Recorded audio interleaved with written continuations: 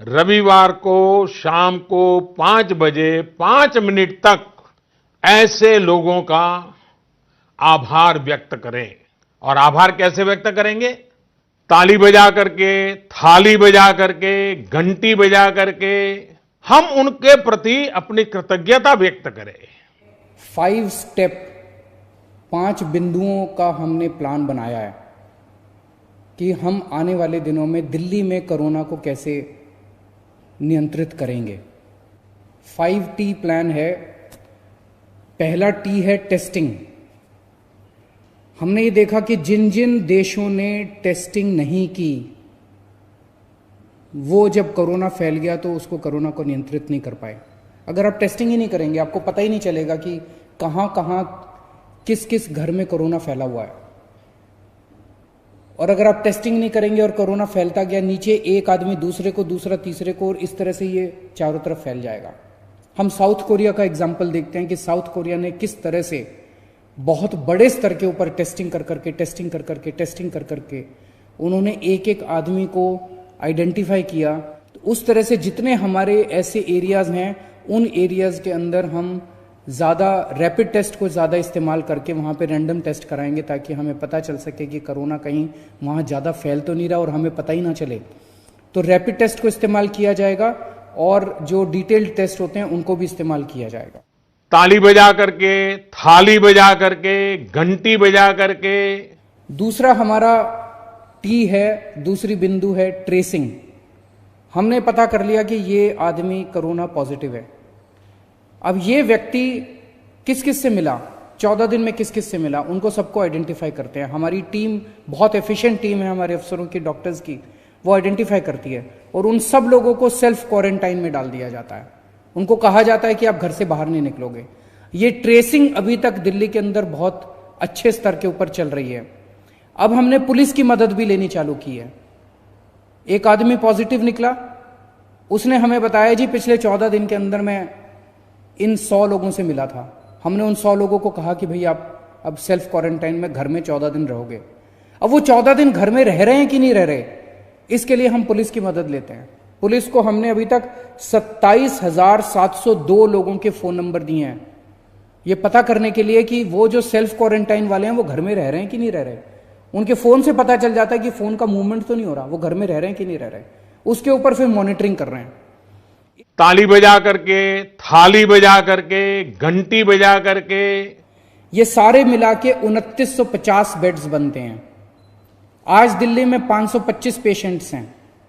2950 beds हमारे corona के लिए अलग से ईयर मार्क कर दिए गए हैं। तो लगभग अगर 3000 तक पेशेंट्स होते हैं तो हमारे पास हॉस्पिटल्स के अंदर बेड्स हैं। 3000 क्रॉस कर जाता है तो हम जीटीबी हॉस्पिटल को पूरी तरह से कोरोना डिक्लेयर कर देंगे। जीटीबी में हमारे पास 1500 बेड्स हैं तो 4500 बेड्स हो जाएंगे। इस तरह से हमने प्लानिंग की है कि 3000 पेशेंट होंगे तो क्या होगा, 4000 पेशेंट होंगे तो क्या होगा, 5000 पेशेंट होंगे तो क्या होगा, 6000 पेशेंट होंगे तो किसको टेक ओवर करेंगे। इस तरह से 30,000 एक्टिव पेशेंट्स, अगर दिल्ली में 30,000 पेशेंट्स हो जाते हैं, एक्टिव पेशेंट्स, ट्रीट किए हुए नहीं। कई लोग ऐसे हैं जो कि अस्पताल में आए, इलाज हो गया, ठीक हो गए और घर चले गए, वो नहीं। 30,000 एक्टिव पेशेंट्स जब दिल्ली में अगर होंगे, उसकी हमने पूरी तैयारी की है। 30,000 एक्टिव पेशेंट्स में हमारे पास 8,000 हॉस्पिटल के बेड्स होंगे। वो कौन कौन से हॉस्पिटल्स में होंगे उसकी सारी चिन्हित कर लिया गया है कि इतने के बाद फिर इस हॉस्पिटल को टेक ओवर कर लेंगे, इतने के बाद इस हॉस्पिटल को टेक ओवर। 12,000 होटल के कमरे टेक ओवर किए जाएंगे। किस किस होटल को कब टेक ओवर किया जाएगा इसकी भी चिन्हित कर लिया गया है कि 8,000 पेशेंट होने के बाद इस होटल को टेक ओवर किया जाएगा, 7,000 पेशेंट होने के बाद इस होटल को टेक ओवर किया जाएगा, और 10,000 पेशेंट्स को बैंक्वेट्स और धर्मशालाओं में रुकवाया जाएगा। तो 30,000 जब हमारे पास पेशेंट्स होंगे तो जो सबसे सीरियस पेशेंट्स होंगे, जिन पेशेंट्स को हार्ट की बीमारी या लिवर की बीमारी या कैंसर या सांस की बीमारी या डायबिटीज होगी, वो और जो 50 के ऊपर की उम्र के होंगे, इन लोगों को अस्पताल में रखा जाएगा। और जिन लोगों को माइनर सिम्टम्स होंगे, जो 50 के कम की उम्र होंगे, कोई और बीमारी नहीं होगी इस तरह के, उनको हम होटल में और धर्मशाला में आइसोलेशन में रखेंगे। लेकिन वहां भी सारी मेडिकल सुविधाएं मौजूद होंगी, वहां भी डॉक्टर्स, नर्सेस, सारी मेडिकल सुविधाएं मौजूद होंगी। लेकिन जो सीरियस किस्म के पेशेंट्स होंगे उनके लिए 8000 बेड्स का इंतजाम किया जाएगा। ताली बजा करके, थाली बजा करके, घंटी बजा करके 30,000 पेशेंट्स होने पे हमें 400 वेंटिलेटर्स की जरूरत पड़ेगी, 1200 ऑक्सीजन के बेड्स की जरूरत पड़ेगी। ताली बजा करके, थाली बजा करके, घंटी बजा करके डॉक्टर्स और नर्सेस हमारी इस टीम का, हमारे इस परिवार का अहम हिस्सा हैं। किसी भी हालत में हमें उन्हें बचाना है। वो हमारे सबसे बड़े सिपाही हैं। वो हमारी इस टीम का सबसे, उनके परिवार का हमें ख्याल रखना है। ताली बजा करके, थाली बजा करके, घंटी बजा करके। लेकिन इन सब बातों को मॉनिटर करना, उसको ट्रैक करना कि चीज़ें सही चल रही हैं, इसकी जिम्मेदारी मेरी है।